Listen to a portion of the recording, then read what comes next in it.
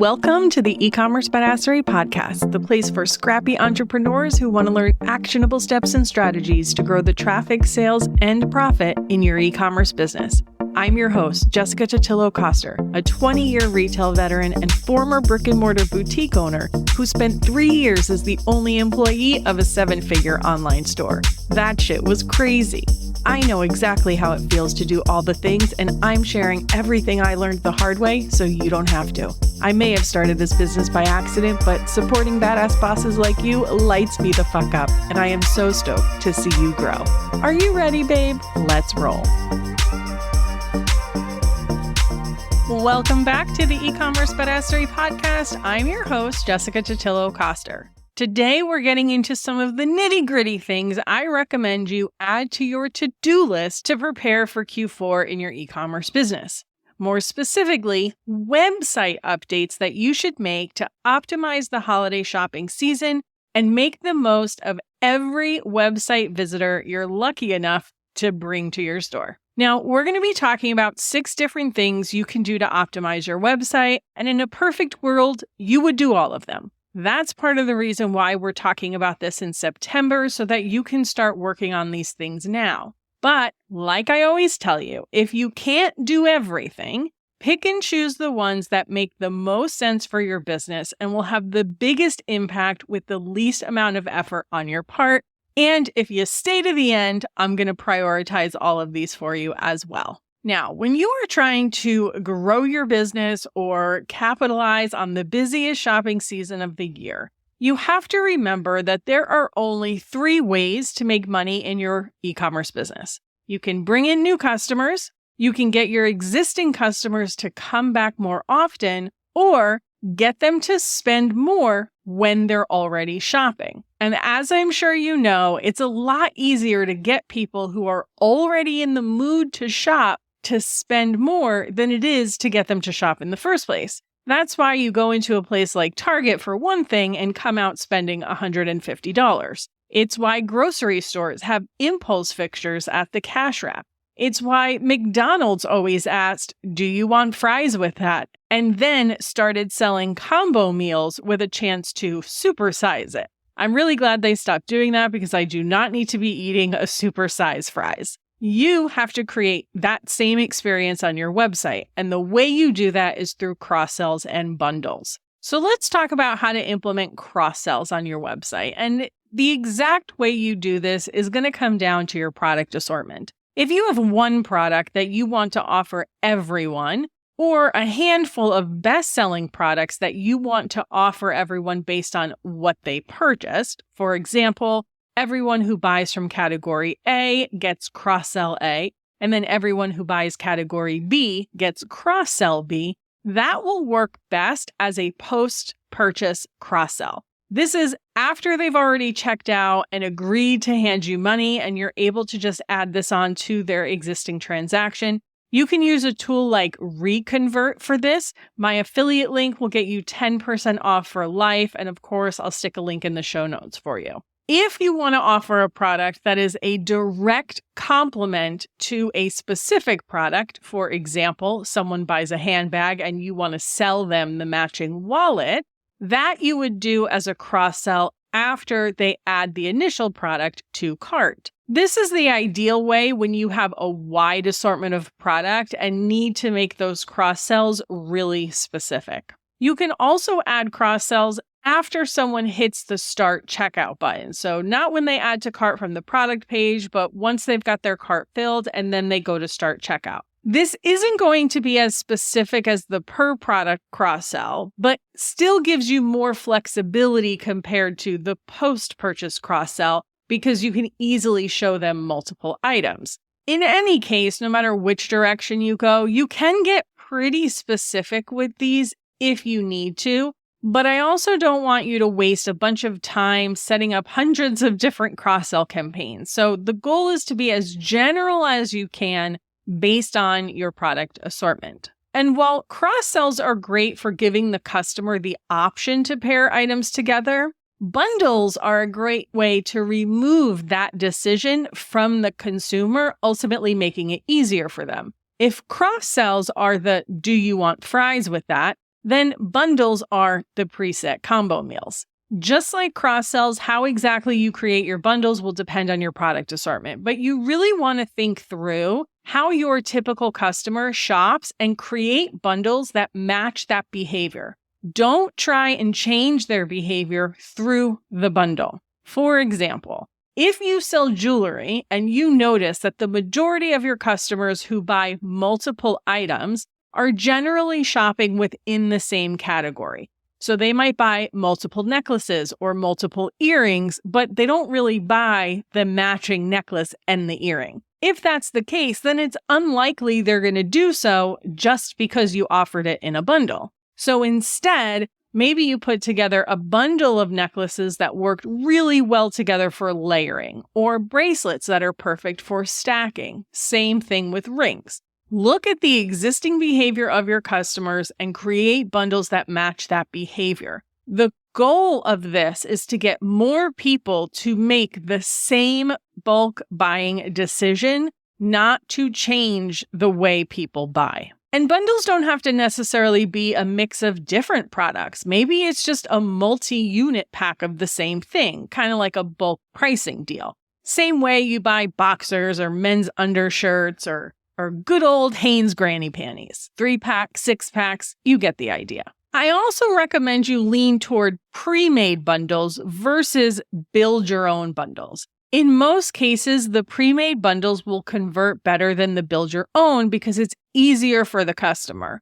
Yes, that means you will have to likely create more bundles to accommodate the different customers, but in the end, it'll be worth the extra effort. And there's nothing that says you can't also offer a build your own for those customers who truly want that, aka people like me. When you're building out these bundles, just make sure they make sense. For example, a student of mine who sells candles, her scents are bundled up in different themes. So she's got one that's all food scents, another that's more masculine scents. She's got her best sellers bundles together, etc. Bundles are also a great way to move stale inventory. If you've got something that just isn't selling as well as you'd hope, bundle it with a bestseller. Consumers will spend more for the sake of getting a deal, even if they didn't intend to buy that second item. It's the same concept of customers adding more to their cart so they don't have to pay for shipping. That's just how we are. Again, make sure you check the show notes at ecommercebadassery.com/295 for a list of my favorite cross-sell and bundle apps.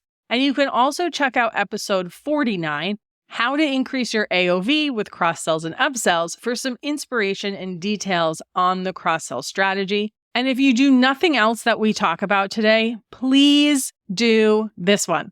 Cross-sells and bundles are not just for holiday time. This is a tried and true strategy to increase your sales on your website all year long. Next up, gift guides. These are one of my favorite things to do during the holiday season. Not only is it great for the customer, helping them find what they need as quickly as possible, but it's really great for SEO too. If you've ever heard me talk about creating gift guides, then you know I want you to keep this page up all year round. You don't have to have it in your navigation menu all year round, but I want you to keep it published so it stays indexed and grows in age. The longer a URL exists, the better its reputation. If you're a one-product store or have a really small assortment, it might not make sense to have a gift guide landing page. In that case, I recommend you create a blog post or posts instead. You can create a post like best gifts for person your gift is good for, and then feature your product in that post. It can also be all of your own products. You can create multiple posts for the different people your product would make a good gift for.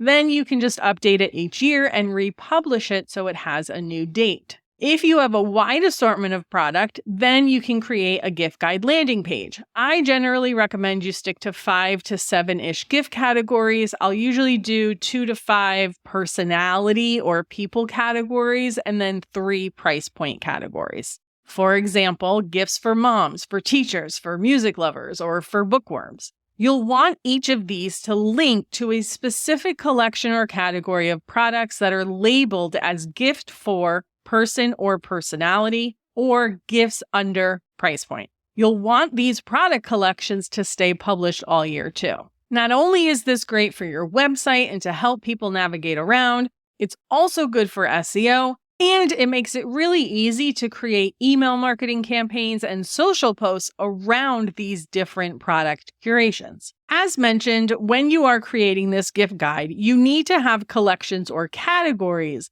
that correlate directly with those gift guide groups that you created, right? But there might be some other collections you'll need to create too. If you have any holiday specific items, put them all in a collection together. If your Black Friday promotion is only going to be on specific items, make sure you have a separate Black Friday collection. If you plan on creating any unique product curations to promote in an email or on social that maybe doesn't make sense to have them in the gift guide, consider creating collections specifically for them to make it really easy for you to direct your customers to them. You don't want them just like landing on the site and then having to browse around for this stuff.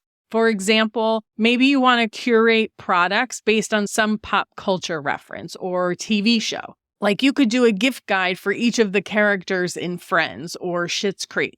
Like I said, you don't necessarily want that as part of your gift guide because it's too specific and it's not really going to help you much from an SEO perspective over the long term, but you can build a mini marketing campaign around it so it could be super fun. You might also want to do something related to the astrological sun signs. I will tell you, if you can make your products fit into those, you should absolutely do it. It's a great year-round thing. It's a great gift-giving thing. And it's a great PR pitch if you want to go and get yourself into some gift guides. If you don't have enough products to fill an entire collection, right? So let's say you are going to do something on the astrological sun signs, but you have one product for each sign. Then you're probably not going to create a collection around each of those. Instead, you can create it as a blog post. Like your gift guide, any of the evergreen collections you create, you'll want them to stay published all year. Even if you do remove them from your navigation bar after the holiday season,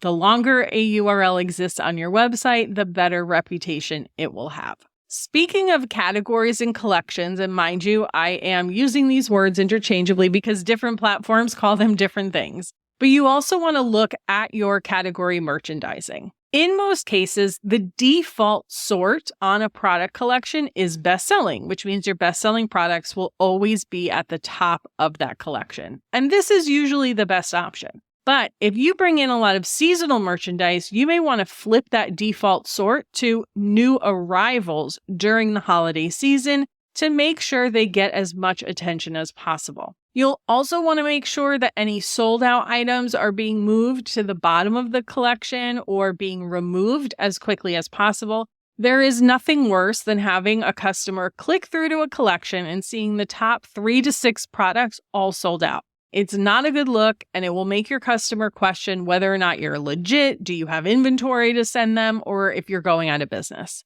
If you have a pretty wide product assortment and decent sized collections, this is also a good time to implement filters. Any way that you can easily drill down into your parent collections to help the customer find what they're looking for is going to be a good move. Now, once you've got your gift guide and collection situated, you're going to want to make sure people can actually find them. And the easiest way to do this is to update your navigation bar. For 99% of you, all you have to do is add one top-level link in your navigation menu. You can call it Holiday Shop or something like that, gifts, holiday gifts. Underneath that, as part of the drop-down, I'd have a link to your gift guide and then links to the individual categories or collections that you created for your campaign. If you have something in blog posts, you can link to your blog posts as well. Don't make this super complicated, but you want it to be easy for the customer to find what they're looking for. If your theme has a mega menu, this should make it pretty easy to organize everything. If you have the chance to feature something with a photo in your mega menu, you can use that to direct them to the gift guide, or you can send them straight to a bundle or a bestseller. You got to figure out what makes most sense for you. As long as you approach it with the mindset of, how do I get them where they need to go in as few clicks as possible? You should be good to go. And by the way, if you have a really wide navigation menu and you haven't already moved your About and Contact Us to your footer, please do that too. We want to make sure that once you add holiday, it doesn't wrap and you really don't need those other 2 links up there. And then lastly, your homepage. This is going to be the first impression most website visitors have when they come to your site. So you want to make sure it's optimized to get them where they want to go, and you want to put them in the mood for holiday shopping. Your top banner should feature whatever the most important thing is for your strategy. That might be a specific product, a specific collection. It might be your holiday gift guide. Whatever it is, make sure it's specific and has shopping intent. No fluffy, flowery language here. And it's likely you're going to swap this out during the season, depending on whatever you're promoting at the time, what promotions or sales you have going on, inventory adjustments if you've sold out of certain things. So for example, in the beginning, you might start out with your holiday gift guide. As you get closer, you might go to a specific bundle. Maybe that bundle sells out, and so then you're going to send it to your generic bestsellers. You're going to likely have to make some adjustments throughout the season. Now, depending on the breadth of your product assortment and your focus for the season, it's possible you're going to add some more holiday-specific things further down the page as well. So maybe you have your holiday-specific collection in the top banner, and then you feature your gift guide further down the page, for example. You might just feature the same collections and products you have featured on your homepage right now, but update your graphics to give them a holiday gift-giving vibe. There is no perfect one-size-fits-all holiday homepage for e-commerce stores. It's going to depend on your specific needs, but you do want to make sure that it is intentionally set up for the holiday shopper. I talk more about getting your homepage holiday ready in episode 169 of the podcast if you want to check that out. All right, so to recap, the 6 website updates you should make for the holiday season: cross-sells and bundles, gift guides, collections, navigation bar, and homepage. Ideally, I want you to do all of them, but if you can't for some reason, here's the minimum that I recommend. First, cross-sells and/or bundles. This is an e-commerce no-brainer and everyone should be doing it. I hate shoulding people, but this is right up there with email marketing. In terms of gift guides, if you can't necessarily get the gift guide page done, at least create the gift guide collections. In terms of optimizing your collections, you want to at a minimum manage the out-of-stock items. But for instance, if you can't do the filters right now, make that a Q1 2025 priority. For your navigation bar, whatever bare minimum you have in terms of a gift guide page or gift collections, make sure that's featured in your navigation bar, even if it's only price point categories. So essentially, your navigation bar should match whatever you ended up doing for your gift guides, no matter how small or big that ended up being, no matter how simple or complex that ended up being. For your homepage, your minimum here is your hero image, whatever you have above the fold. If everything else on your homepage stays the same, that's fine, but you need that top banner to feature whatever you're focusing on for the holiday season. I know as we're talking through this, it kind of sounds like a lot, but if you're listening to this in real time, it's the beginning of September. You have plenty of time to implement this. And honestly, it really shouldn't take you too long. Carve out a couple hours on your calendar to just focus on this, or you can hand it off to an assistant or a lower level employee. This is not super time consuming stuff. What would probably take the most time, depending upon how complicated your assortment is the cross sells, just because you have to set up all the tech for it. And then the next thing would probably be the gift guide landing page, because if you're a design snob like me, you're going to spend way too much time worrying about how pretty the graphics are and stuff. But for the most part, these are not heavy, intensive things. And even too, when you're thinking about, okay, what cross sells do I want to set up? What bundles do I want to create? If you have a really wide product assortment, you don't have to create this for everything you sell, right? Just optimize the best-selling items. Focus there first, because you know that you're already going to have the most number of eyeballs on those products. And so let's optimize that versus your lowest selling product that no one even looks at. You don't need a cross-sell on that. You know what I'm saying? So not only can you prioritize the projects, but you can prioritize where and how you are implementing them. I want you to get the best bang for your buck. Being busy is not a badge of honor. And so there's nothing wrong with saying, all right, hey, I've got these 5 best-selling products. That's where I'm going to put all of my effort. Again, make sure you check the full show notes at ecommercebadassery.com/295 for links to other episodes to help you prepare for the holiday shopping season. And I've also added my favorite apps to implement the strategies that we talked about today. And at a minimum, just go pencil in some time on your calendar to work on this stuff. I promise you, Q4 is going to be here faster than you think. It always is, and you will not regret getting started early. Okay, and that, my friends, is a wrap for today. Thank you so much for hanging out with me, and I'll see you on the flip side.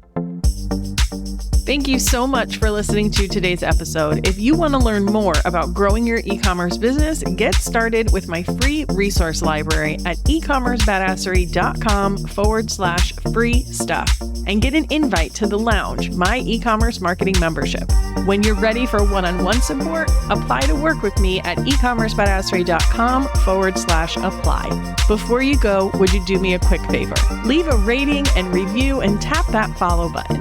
This pushes me up the chart so I can support more scrappy e-commerce entrepreneurs just like you. I'm on a mission to reach as many as I can, and I could really use your help. Thanks so much in advance. Until next time, e-commerce friend, stay badass.